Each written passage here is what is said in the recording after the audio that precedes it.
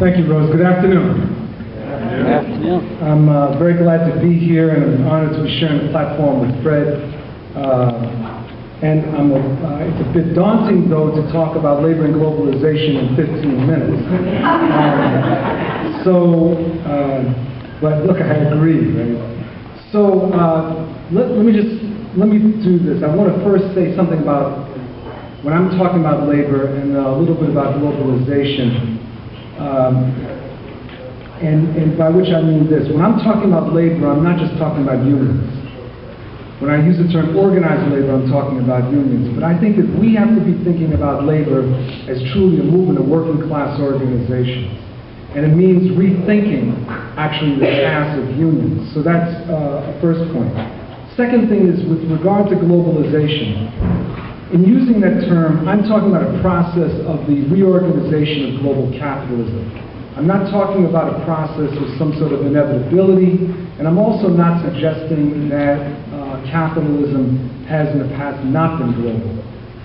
My standing here, in some respects, is a manifestation of capitalism having been global from the very beginning.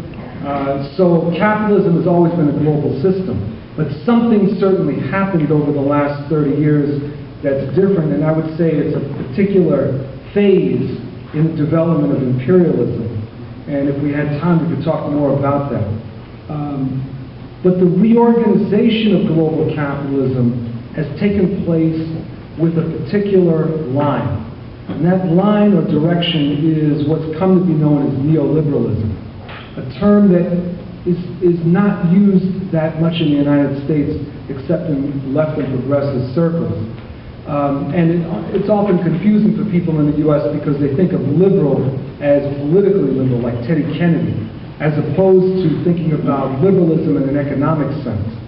So when we're talking about neoliberalism, we're talking about an ideological construct that emphasizes privatization, casualization, deregulation, free trade, and anti-unionism, and is an extremely violent system. It is not, this is not about simply exchanges and summits and discussions and treaties.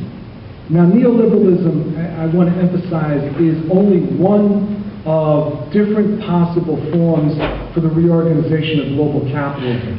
And I emphasize that because right now neoliberalism is in crisis. I do not think neoliberalism is over, but it's certainly in crisis. And there are many discussions about what will supersede it.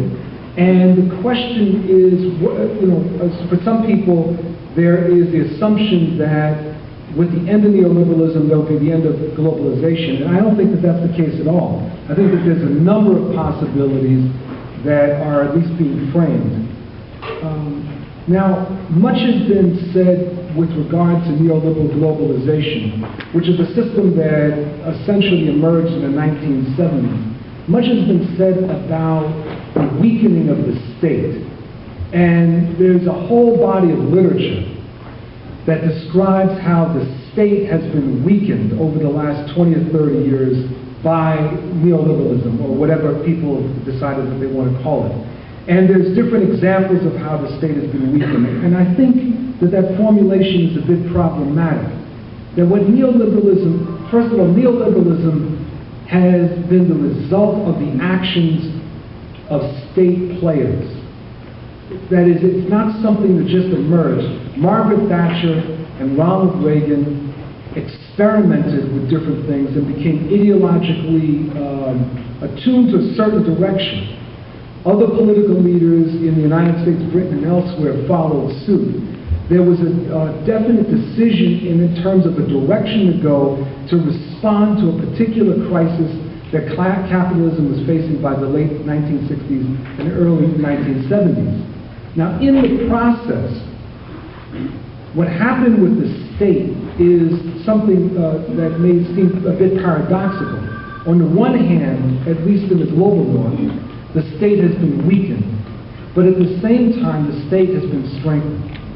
The state has been weakened when it comes to what we think of in terms of social welfare. And the state has been weakened by the strangulation process that's taken place over these years particularly with very, very reactionary tax policies that have made it less and less possible for the state to deliver on what it's supposed to deliver on. At the same time, the state has been strengthened. The state has been strengthened in terms of its repressive side, which has become stronger and stronger over time. The growth of what people refer to as the prison-industrial complex, the growth of police powers, the growth of the military, so that the state itself has not been weakened, it's not disappeared, but one aspect of it with which we're familiar has in fact been weakened. And I'm going to talk some more about that in a workshop later this afternoon. Now, neoliberalism as a system sought to undermine, from the very beginning, every progressive movement and every progressive state structure. At its core, neoliberalism aims to remove any and all obstacles to the accumulation of capital. And this especially means working class organizations. Neoliberalism is therefore, in my opinion, a conscious attack on the very notion of society.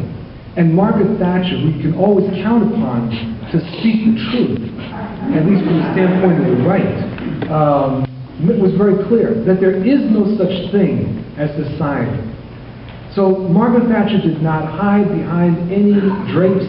It was right there. There is no such thing as society. And if there is no such thing as society, then what we are in fact living through is a social Darwinist paradise. We're living through a war of all against all, which in fact is, I believe, at the core of neoliberalism.